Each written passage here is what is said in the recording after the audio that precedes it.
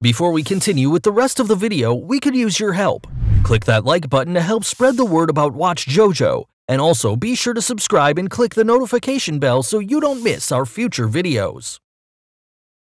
7 things we get wrong about The Flash. The Flash is on the rise. With a popular and acclaimed TV show, a burgeoning film franchise, and a well-received comic series, DC Comics' Scarlet Speedster's star is brighter than it's ever been before. The Flash doesn't quite have the popularity of Batman, Superman, or Wonder Woman, but he's well on his way to joining or maybe even eclipsing them. Anyone who knows or loves superheroes knows, or at least is aware of, The Flash. All of that popularity can come with a downside.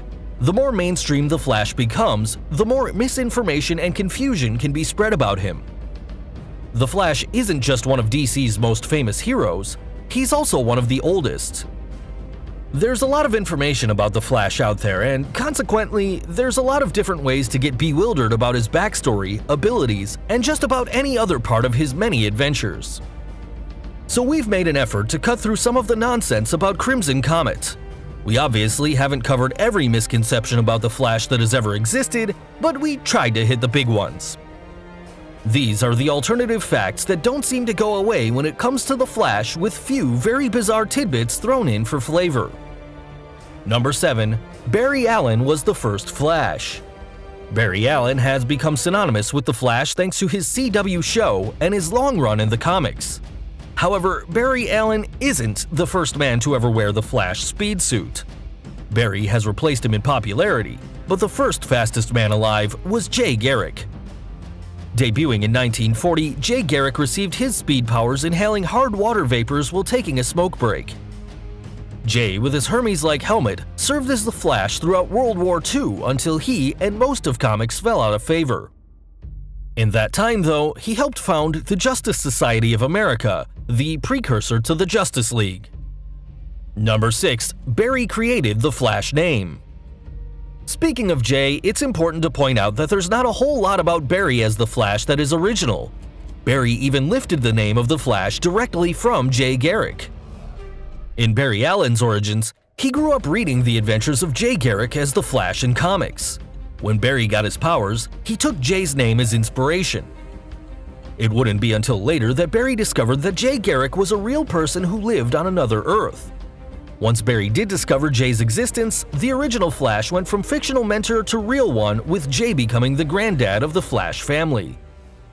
Number 5. He was always going to have a spin-off. Barry Allen made his Arrowverse debut in the Arrow Season 2 episode The Scientist. Barry's appearance in that episode set up his own spin-off and led to the creation of the CW superhero multiverse. It's almost unfathomable to imagine a world where Arrow is the only superhero show on the CW, but that could have been the case. The plan was for the Flash to spin out of Arrow. However, if the Flash had failed for whatever reason, Barry Allen was going to join Arrow as a series regular. Going into Arrow Season 7, Team Arrow is already rather large, but it evidently includes a certain skinny speedster in another reality. Number 4. There's 2 Wally Wests. The classic image of Wally West is as a spunky red-headed teen. So in 2014, when DC Comics introduced a young biracial Wally West, whose father was a supervillain, it seemed like the publisher was replacing the classic Wally. This perception continued even when DC brought in an older red-headed Wally in DC Rebirth, leading many to believe the 2 Wallys were different versions of the exact same character. This isn't the case. The 2 Wallys are cousins who have the exact same name, but are 2 separate entities with distinct backstories and personalities. The younger Wally even goes by Wallace to further differentiate himself. Number 3. Wally West was erased from history. Another misconception that launches off the 2 Wallys is that the original Wally was erased from existence.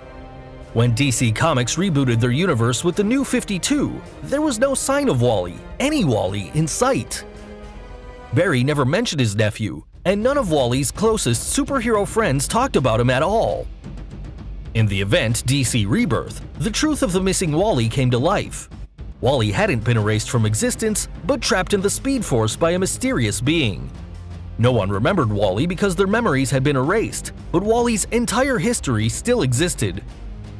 Wally was, and always will be, the first Kid Flash, a founding member of the Teen Titans and successor to the Flash.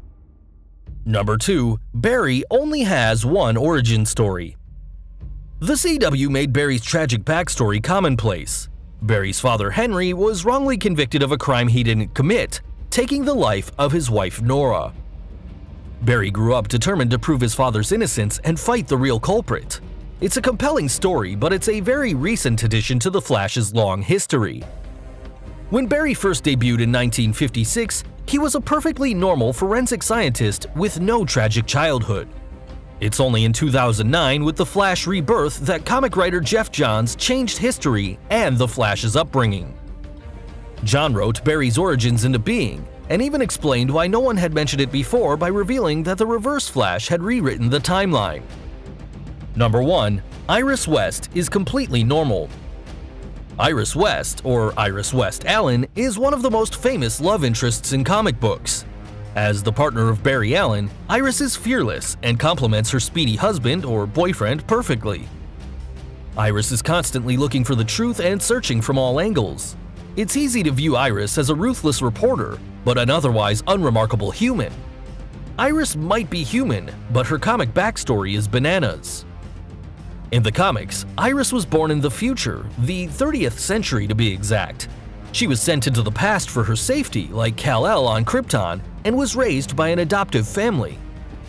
The comics came up with this convoluted backstory in order to resurrect Iris after an untimely demise.